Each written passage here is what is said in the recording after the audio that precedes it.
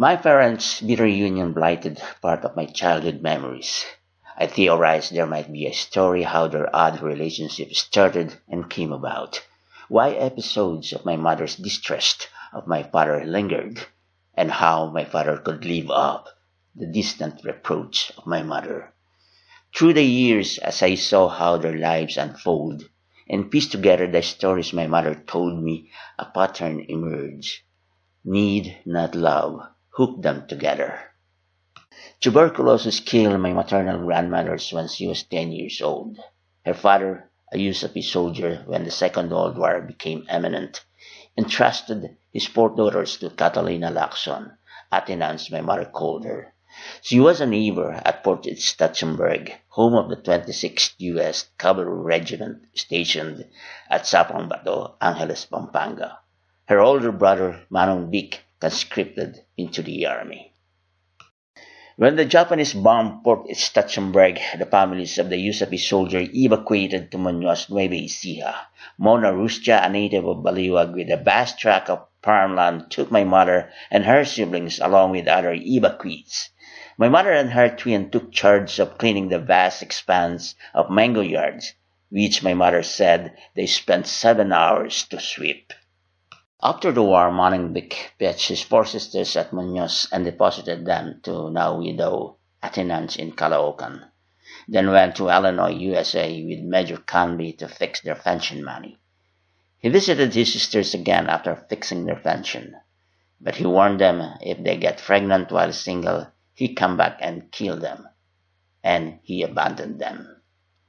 My mother found the house of Atenance too crowded for them. No way the house could give them a homey atmosphere. Atenance was not a blood relative, so it lacked the love and care of a real parent, and no male figure as well to look after them for protection. As a sewer in a garment factory when my mother was 19, she quivered walking home at night, afraid to get mugged. He got no father figure to ease her fear, calm her nerves, and assured of her safety. Atenance had a sister named Kinet, whose boyfriend Philo was my father's friend. Philo and my father, age 17 then, worked at Concord Construction Company that rehabilitates the damages of war.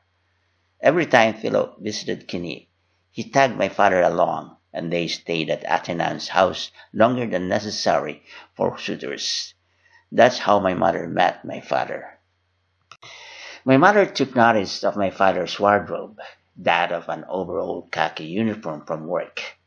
Not once ever he changed his attire when visiting. My father assessed my mother of her classy bearing, a fat fish too, because she was a pensioner. It raised the barometer of my father's respect. A woman with a stable income, unlike him, a perpetual pugay. People at Atenance's house teased and matched them up. The jokes crept up a life of its own inside them. One evening, Atenance had a party.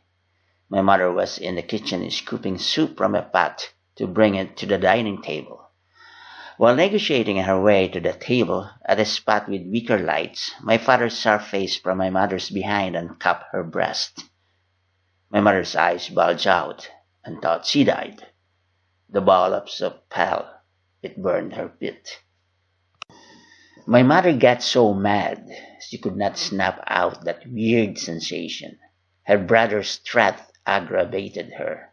She must find a solution to her pending impregnation. Atenance didn't want Pillow and Kini's relationship to prosper, so she forced them to end it. Pillow and my father stopped visiting. My mother got so worried. No more of my father's appearances. My father could be her destiny, the man that can protect her and siblings under one roof. Out of my mother's intrinsic needs and of fear to her brother, to salvage her lost virginity, she must find the father of her child and hold him accountable for his impishness. My mother went to Baliwag. The first person she asked from alighting the bus, a vegetable hauler, knew my father, and he gave directions. She found my father pumping water from an artesian well beside a massive building of Spanish architecture. My father was poor. How come their house was big? Naked, with only a rag towel wrapped around his waist, my mother noticed my father's washing clothes. She spotted a green worn-out shirt, tattered black pants, and a discolored underwear hung from a wire tied between two poles being blown by the wind. My father saw my mother's coming. He stopped pumping and ran inside the mansion. He's avoiding me. It bruised her ego. A woman chasing men, a taboo for women then. But my mother must do her mission, otherwise she can get killed by her brother. My paternal grandmother saw my mother. Surprised, she covered her mouth. She admired the nymph in front of her. My grandmother got used to seeing women looking for my father who looked like crabs. Has my son kissed you, Iha? Asked my grandmother. I guessed at that so pointed question that embarrassed my mother. She bowed her head. My father appeared. My grandmother left them throwing a wink at my father and a cheerful smile at my mother. This time, my father didn't wear a khaki uniform. Instead, he donned the worn-out green polo shirt, a tattered black pants, and as my mother's suspicions grew stronger, he even wore that underwear she saw earlier. My father had only one civilian clothes, my mother thought. When it becomes dirty, he has nothing to replace them. Meanwhile, while washing, he's covering his manhood with a towel. What if somebody pulled the towel? My mother laughed to herself. My father took her at Dining Pansiteria beside St. Augustine Church. He ordered halo-halo. It was hot summer in March 1947. This was after he knew my mother has money to spare. I am pregnant. My mother went right up to her mission of seeing my father. The chunk of halo-halo on my father's mouth was so refreshing, but when he heard what my mother said, he coughed it back to the glass, tasting cursed. It was a joke, though she delivered it with earnest intent. Is it something he should care? Why was he confiding her secret? Does he think he might help her find the man who got her pregnant? So, my father said. My mother stirred her halo-halo, which made the grated ice overflow, cascaded to the table. You're the father, my mother shrilled. She paused, reached the napkin holder, snatched a bunch, and wiped the overflow ice on the table. She didn't want to look at my father. Manong Vic, my older brother, can kill me if he knew this. My father fidgeted and hissed.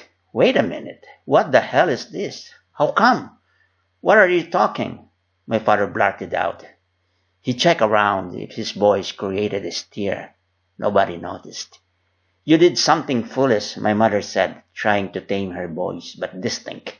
Then she looked into my father's eyes. My father tossed his spoon, slumped on his chair, collected his thoughts. It's impossible. He's sure he never slept with my mother. There must be other men.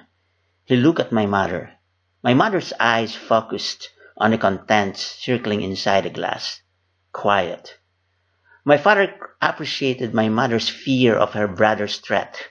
He sensed too how earnest she was on her accusation. Untrue. This woman is nuts. Then popped out of nowhere the mention of he did something foolish. Getting her pregnant was not one of those, at least for now. Maybe we should get things straight here, my father said. How did I make you pregnant? Disturbed by my father's insinuation she's a liar, in a hissed tone, she said between her teeth, You grabbed my breast. Is that not enough? My father played dumb and she hated it. Now my father remembered the scene at Atinan's house. That made you pregnant? Sneered my father. People gawked at them. My mother looked around and cried, I can't go home now. I can't face Atinan. She knew. Someone had seen us that night. Freak of my mother's tears, he never seen yet a woman crying in front of him. But he weighed what she said. It's pushing him to a quicksand of marriage. The pressure, the desperation, her death-defying stance to her trivial problem. He pitied my mother for her innocence and naivety. He was 2 years younger than my mother, but he was street smart ahead of her. What if my mother met a loser? He's a loser too, but better. At least he has compassion. My father was not afraid of marriage. For him, it could be one of his adventures, the way he treated his other life's escapades. Marriage may be his break to change his luck. He has nothing to lose. He has no worth. And my mother was pensioner. He liked my mother's teacher. Never mind if he's ambivalent of his feeling. All right, that's no problem. Finish your halo halo. Do you still have money? Maybe we should go someplace to discuss this thing further. Soothed with that thought, my mother nodded.